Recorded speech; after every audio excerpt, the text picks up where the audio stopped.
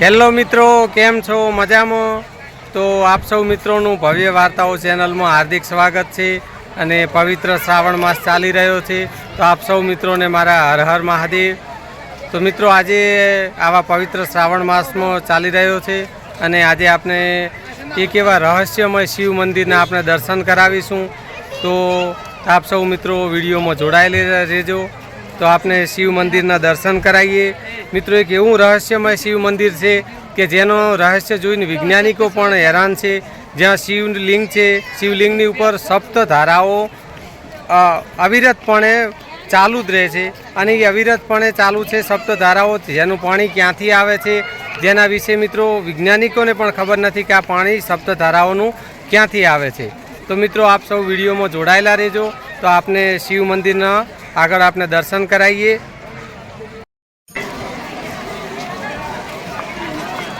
તો જો મિત્રો, આ છે મહાદેવનું મંદિર। આ મંદિર મિત્રો કઈ જગ્યાએ આવેલું છે તે આપ તો સૌ જાણી ગયા હશો।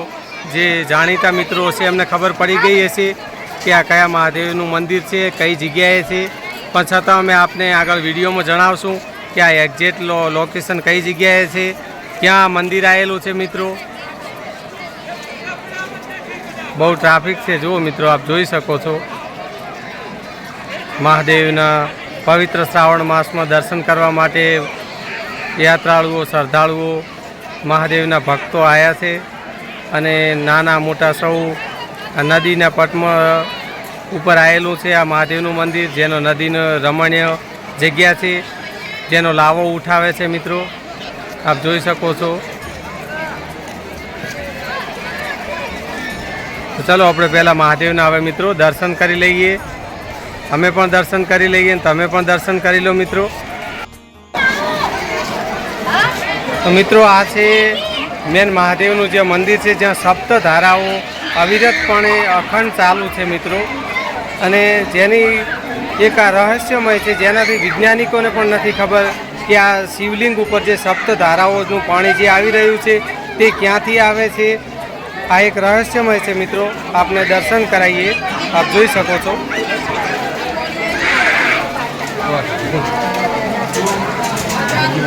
મહાદેવના ભક્તો પણ અહીંયા દર્શન કરી રહ્યા છે। મિત્રો, આપ જોઈ શકો છો। ઓમ નમઃ શિવાય।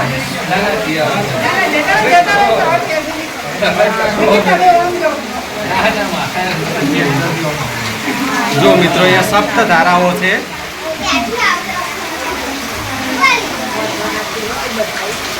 જે હાલ એક ધારાઓ છે, એક ધારાની અંદર મિત્રો અહીંયા સપ્ત ધારાઓ છે અને અહીંયા શિવલિંગની ઉપર આ જે જળ ધારા છે અખંડ અવિરતપણે આવી જ રીતે ચાલુ જ રહેશે।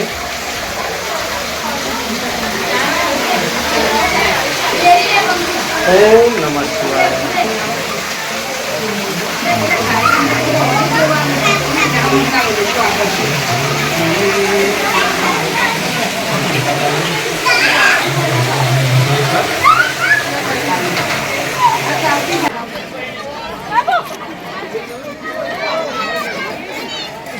મિત્રો, આપણે જે મહાદેવના દર્શન કર્યા, જે સપ્ત ધારાઓનું જે જળ છે તે અહીંયા બહાર એક કુંડમાં આવે છે અને આ જળનું ચરણામૃત પણ લે છે અને અહીંયા ભાવિક ભક્તો આ જે સપ્ત જળધારાઓનું જળ આવે છે તેનાથી સ્નાન કરે છે અને અહીંયા આનું ચરણામૃત લઈ સ્નાન કરી ધન્યતાનો આનંદ અનુભવે છે।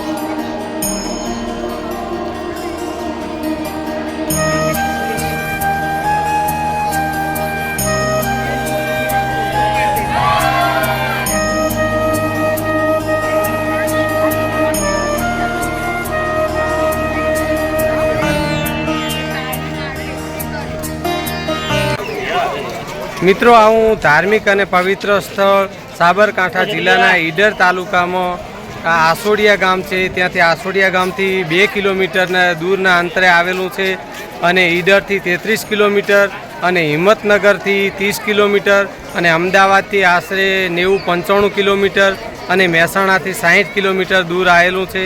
તો મિત્રો આ મહાદેવના મંદિરનું નામ છે સપ્તેશ્વર મહાદેવ મંદિર, જે આપણે દર્શન કરાવ્યા. અને અહીંયા 2 નદીઓનું સંગમ થાય છે, જ્યાં ડભેલ અને સાબરમતી નદી. આ સાબરમતી અને ડભેલ નદીના કિનારે આવેલું આવું પૌરાણિક અને ઐતિહાસિક સપ્તેશ્વર મહાદેવનું મંદિર આવેલું છે. જે આ સપ્તેશ્વર મહાદેવના મંદિરને અહીંયા સાતેડાના મંદિર તરીકે પણ ઓળખવામાં આવે છે. અને આ સપ્તેશ્વર મહાદેવના મંદિરનું નામ સપ્તેશ્વર કેમ પડ્યું તેના પાછળ પણ એક મિત્રો દંતકથા છે કે જ્યાં સપ્ત ઋષિઓએ અહીંયા તપ કર્યું હતું, જેના કારણે આ સપ્તેશ્વર મહાદેવની સપ્ત ઋષિઓએ સ્થાપના કરી હતી. જેના કારણે આને સપ્તેશ્વર મહાદેવ અને સપ્ત ઋષિઓના નામથી નામ પર સાતેડાના મંદિર તરીકે અથવા સપ્તેશ્વર મહાદેવના નામથી પ્રચલિત અને ઓળખાય છે. મિત્રો અહીંયા પવિત્ર શ્રાવણ માસના દર સોમવારે અને સાતમ આઠમના દિવસે શ્રાવણ મહિનામાં અહીંયા બહુ ભવ્ય મેળો ભરાય છે અને દૂર દૂરથી યાત્રાળુઓ શ્રદ્ધાળુઓ અહીંયા સપ્તેશ્વર મહાદેવના દર્શનાર્થે વધારે છે મિત્રો. અને અહીંયા નદીના રમણીય જગ્યાએનો માહોલ હોય છે, જેનો લાવો ઉઠાવે છે મિત્રો. આપ જોઈ શકો છો બહુ દૂર દૂરથી યાત્રાળુઓ શ્રદ્ધાળુઓ આવેલા હોય છે મિત્રો. અને બહુ ખૂબ સરસ જગ્યાએ આ સપ્તેશ્વર મહાદેવનું મંદિર આવેલું છે, જેના દર્શન કરવા એક જીવનનો લાવો છે મિત્રો. અહીંયા નાના બાળકોને રમવા માટે પણ બહુ સરસ મેળામાં રમકડા અને હિંચકાઓ, લપસણીઓ, જમ્પિંગ હોય છે.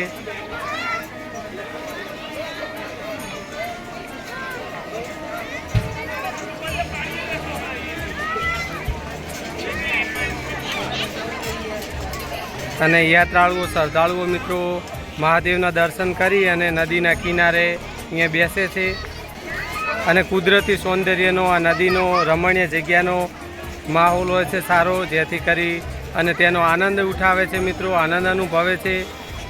બહુ સરસ કુદરતી રમણીય જગ્યા છે મિત્રો, મજા આવે અહીંયા કને. એકવાર આપ પણ દર્શનાર્થે અહીંયા વધારજો સપ્તેશ્વર મહાદેવના.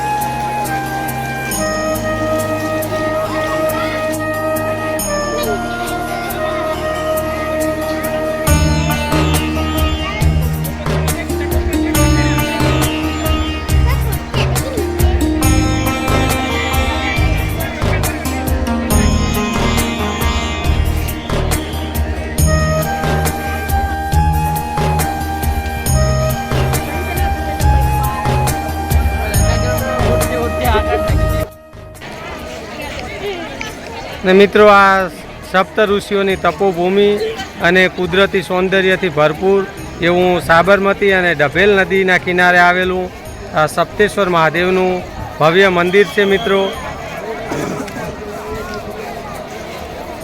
કુદરતી અને રમણીય જગ્યા છે.